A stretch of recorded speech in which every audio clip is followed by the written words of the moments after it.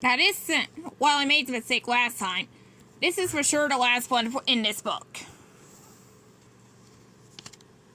It's Lady and the Tramp, a trusty babysitter. It was a beautiful evening. Lady and Tramp were dressed up for dinner. It was their anniversary, and Tramp had made reservations at Tony's. He had booked the same table where they had dined on their very first date. Lady was busy making sure their puppies, Scooter, Fluffy, Ruffy, and Scamp, were fed, bathed, and ready to be tucked into bed. "Now be good for your babysitter," she said. "We will, Mama," Ruffy, Fluffy, and Scooter replied. "You too, Scamp," Tramp said, eyeing his son. Just then, a knock sounded at the dog door. "Uncle Trusty!" as he barked the puppies, wagging their tails. They pounced on him affectionately as he licked his floor-sweeping ears. "You're our babysitter?" Scamp asked. "I am indeed," Trusty replied. "Don't let it give you any trouble," Tramp said. "Trouble? Why, this little one wouldn't dream of giving Uncle Trusty any trouble," said the old dog. "Would you, Scamp?"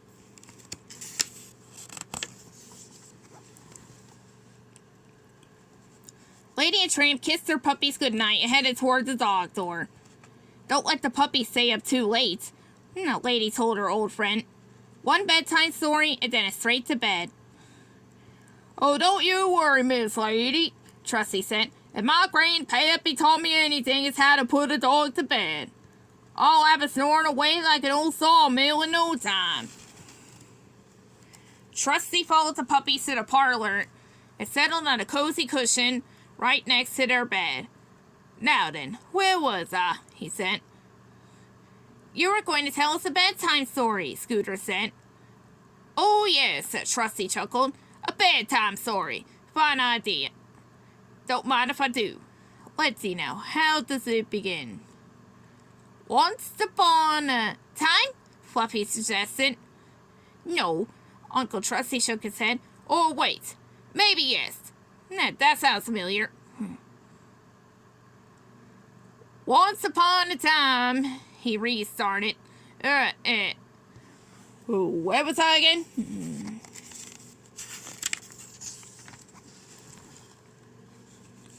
While Trusty tried to remember his story, Scooter, Fluffy, and Ruffy yawned and closed their eyes. Soon they were fast asleep. Trusty smiled at the pups.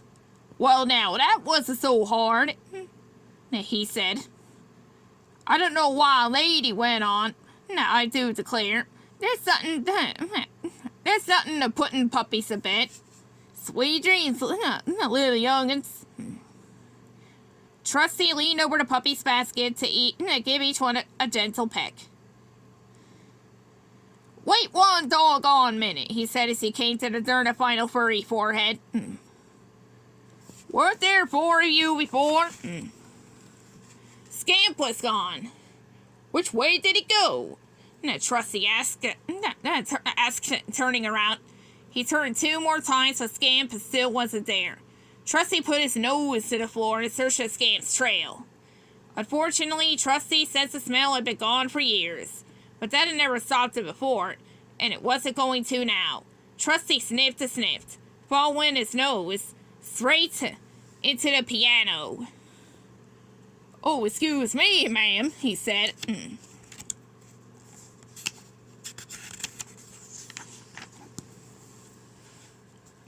Slowly, Trusty made his way to the kitchen, which looked as if a storm had just blown through it. Let's see, there were smashed eggs everywhere. Milk bottles lay empty, their contents forming puddles on the floor. Big sacks of flour had been torn apart. "I say the pup's been here," Trusty said with a sigh. Scamp wasn't there anymore, but he had left behind a trail of floury paw prints. Trusty followed the prints into the living room. It looked even worse than the kitchen. Jim Deere's newspaper was in tatters, and his slippers were torn to shreds. Darling's knitting had been unraveled. Yarn crisscrossed the room like a giant spider web.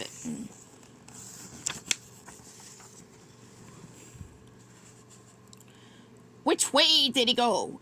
Trusty said again. He followed the yarn around and around and around the room, until at last it led him back into the hall into the doggy door. Scamp! Trusty called, eyeing the holes that dug all over the yard.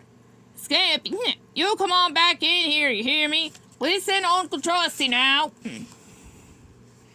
But if Scamp heard of Trusty, he wasn't letting on. Trusty was about to call Scamp again when he noticed a hole at the base of the wooden fence. His old heart began to thump loudly. Trusty hurried over to the fence as fast as his stiff old legs would follow. Doggone it, the pup's gone and flown the coop, he moaned. What was he going to do? Trusty poked his head through the hole and then quickly pulled it back. He had seen a lady in tramp strolling down the street as he toward home. Poor Trusty. His beloved lady had left her dear little puppies in his care and protection, and he had let her son run away. Trusty plodded back into the house and sat by the donkey door to meet the couple of breaks of bad news to them.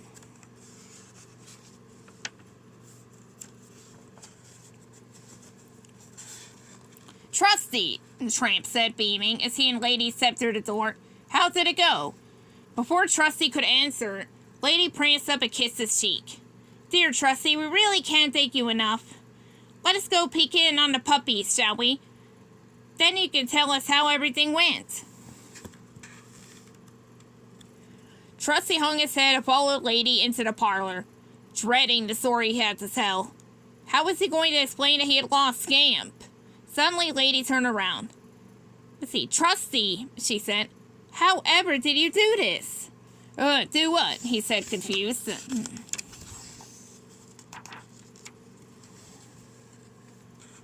Let's see, Lady pointed to the puppy's basket. Why, I guess Scamp was here to go to bed, of course. Even we have trouble making him settle down. Well, would you look at that, Tramp said, eyeing his son. Well done, old chap. I'll tell you something.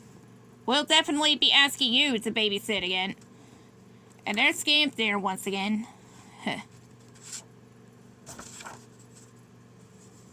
The end.